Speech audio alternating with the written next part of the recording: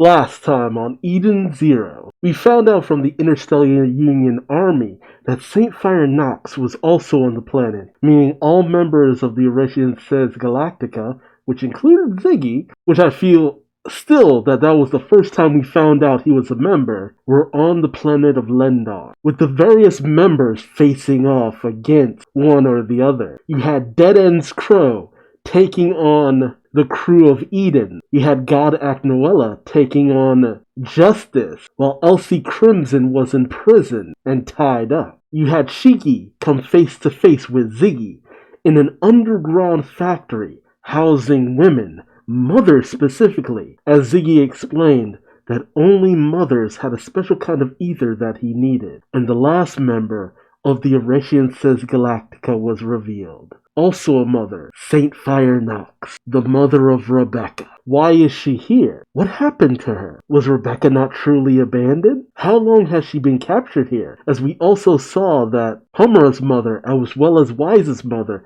were also in prison, meaning that whatever Ziggy had planned has been going on possibly for decades, even before he turned to the dark side. And why is Saint Fire Nox classified as a dangerous being? Who is she? What is she?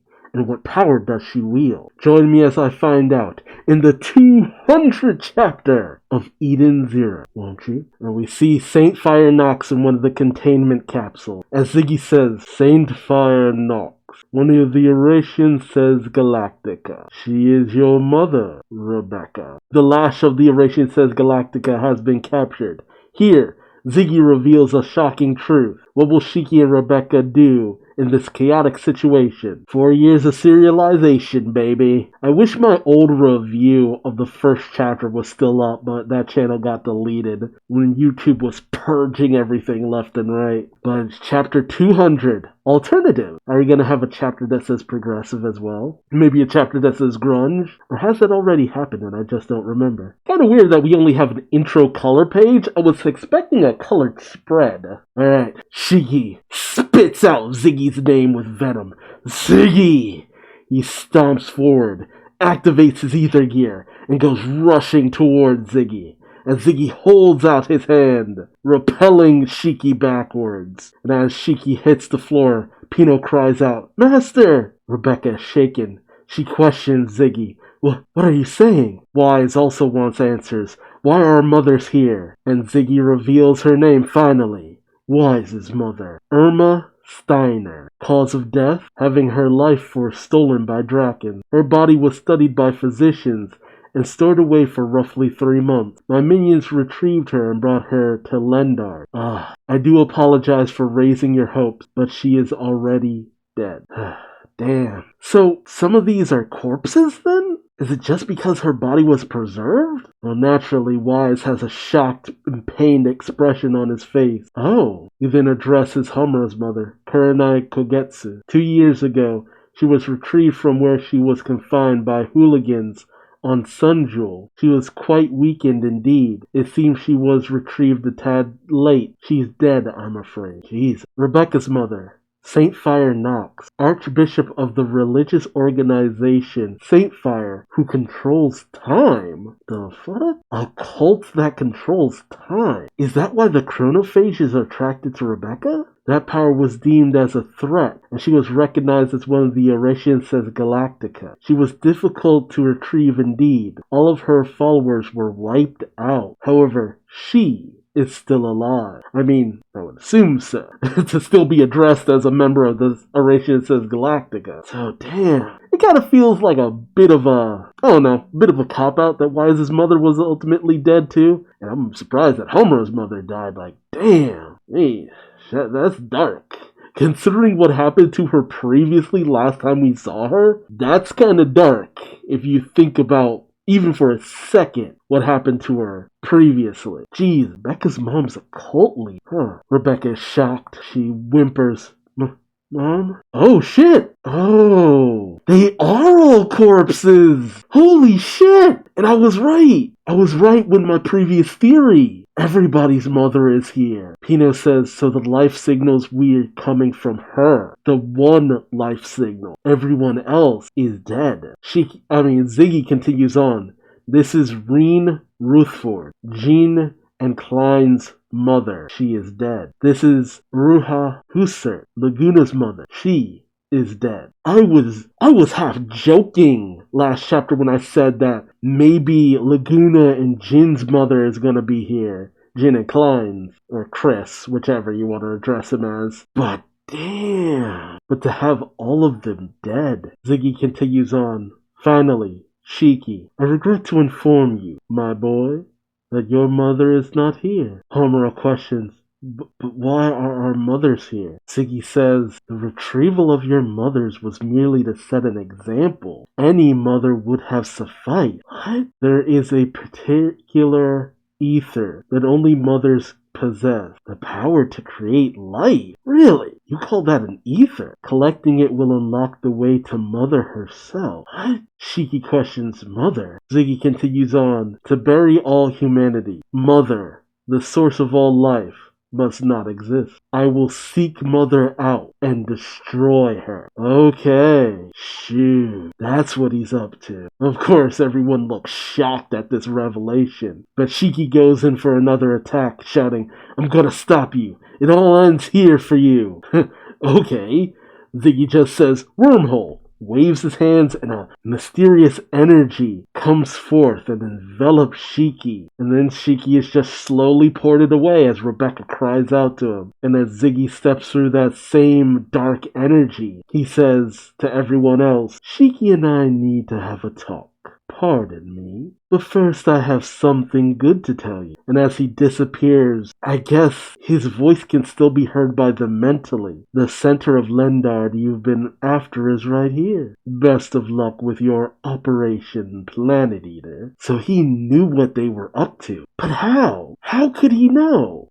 Yet the million-dollar questions asked all around. Rebecca questions, where did Shiki go? As Pino states, he was teleported to another location. Yeah, no shit. Happy questions.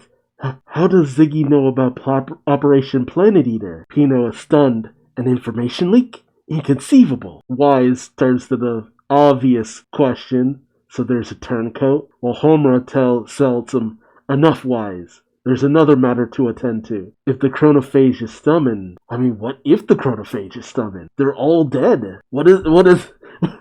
does it really even matter? You could remove Saint Fire Nox and just be done with it. Rebecca states, I can't do it, with tears in her eyes. Meanwhile, and this is getting kind of Star Wars, high atop the tallest spire, Shiki finds himself standing on one of the platforms. He looks around, questioning, where am I?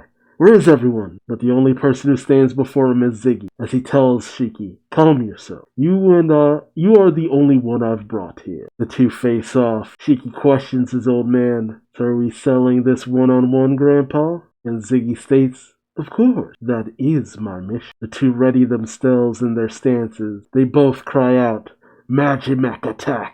Gravity fists! And their two fists clash, and the area around them bursts with energy, destroying everything in that blast's wake.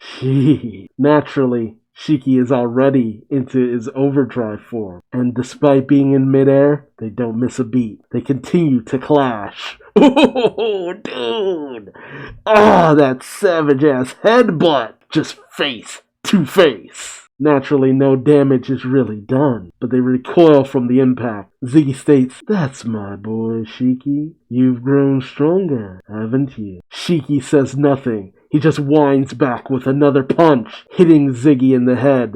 Ziggy retaliates with a knee to Shiki's chin, but Shiki instantly recovers. Few drops of blood dripping from his mouth, though. Ziggy then summons some of the debris from the crumbling building to him and sends them shooting like comets towards Shiki, who dodges them using the rubble in order to propel himself. He then smashes all of them to the side as they explode midair. Man, the way Shiki's one eye, is that the eye, the left one, was that the eye he lost originally? It makes him look like Ziggy. They face off against each other, floating in the air of Lendard. Ziggy states, so this is one who has gone outside the moment of time. Outside the moment of time? Shiki questions this as well, stating, What are you talking about? But Ziggy simply looks at him. What the hell? 20,000 years later, we see a planet that looks to be ripped apart. Is this like when we saw those bodies that we were made to assume were Shiki and Rebecca's